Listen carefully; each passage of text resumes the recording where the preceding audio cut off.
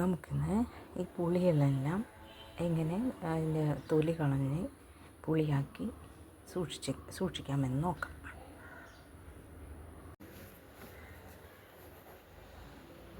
കണ്ടോ, ഇതുപോലെ ഇങ്ങനെ ഒടിച്ച് ഇതിൻ്റെ തൊലി ഇങ്ങനെ കളയുക. കണ്ടോ, ഈ തൊണ്ട് ഇത് കളഞ്ഞ്, അപ്പം ഇത് മോശം ഭാഗമൊക്കെ മാറ്റിയെടുക്കണം.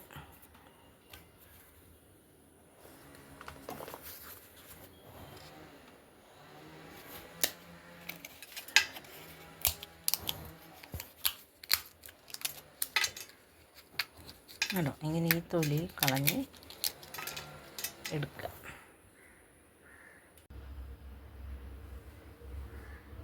കണ്ടോ, നമുക്ക് ഇത്രയും പുളി തൊലി പൊളിച്ച് കളഞ്ഞ ശേഷം കിട്ടിയിട്ടുണ്ട്. ഇത് നന്നായി ഉണക്കിയ ശേഷം ഒന്നും കൂടി വെയിലത്ത് വെച്ച് നന്നായി ഉണക്കിയ ശേഷം ഇതിൻ്റെ കുരു കുത്തിക്കളയാവുന്നതാണ്.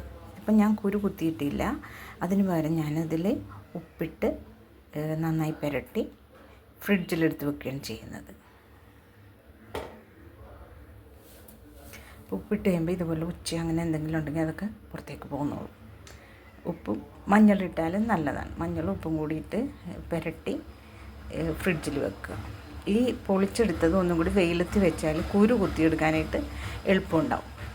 സാധാരണ ആളുകൾ ഇത്തിരി വെളിച്ചെണ്ണയും ഉപ്പും കൂടി ഇട്ട് മഞ്ഞളും കൂടി ഇട്ട് പുരട്ടി ഉണ്ട കുരു കൂടി കളഞ്ഞിട്ട് ഉണ്ടയാക്കി വെക്കുകയാണ് ചെയ്യുന്നത്.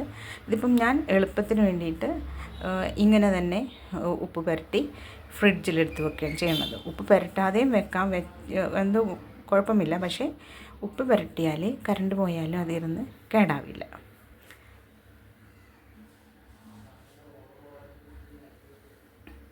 എന്താ, ഞാൻ ഇങ്ങനെ ഉപ്പിട്ട്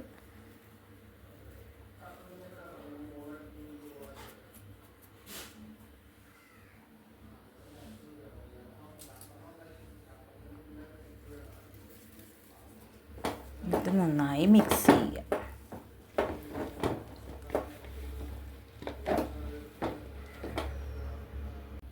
കണ്ടോ, ഉപ്പിട്ട് നന്നായി പുരട്ടിയെടുത്തിട്ടുണ്ട്. നമുക്ക് നമ്മുടെ അടുത്ത വീട്ടിലോ ഫ്രണ്ട്സിൻ്റെ വീട്ടിലോ ഇങ്ങനെ പുളിയൊക്കെ ഉണ്ടെങ്കിൽ ചുമ്മാ താഴെ വീണൊക്കെ കിടന്ന് മുളച്ചു പോകാൻ ചെയ്യാറ്. അപ്പം നമുക്കിത് അതിന് വേണ്ടിയിട്ട് അടുത്ത വീട്ടിൽ നിന്നൊക്കെ നമ്മുടെ പരിചയമുള്ള ആളുകളാണെങ്കിൽ അവരോട് മേടിക്കാം.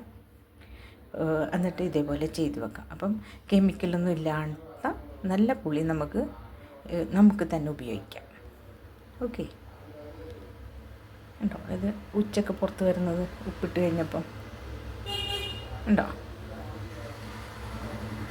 അതുപോലെ നമുക്കെടുത്ത് നല്ല ഫ്രഷ് പുളി നമുക്കെടുത്ത് സൂക്ഷിക്കാം. ഇതൊന്നും കൂടി വെയിലത്ത് വെച്ചാൽ കുരു കുത്താൻ എളുപ്പമുണ്ടാവേ.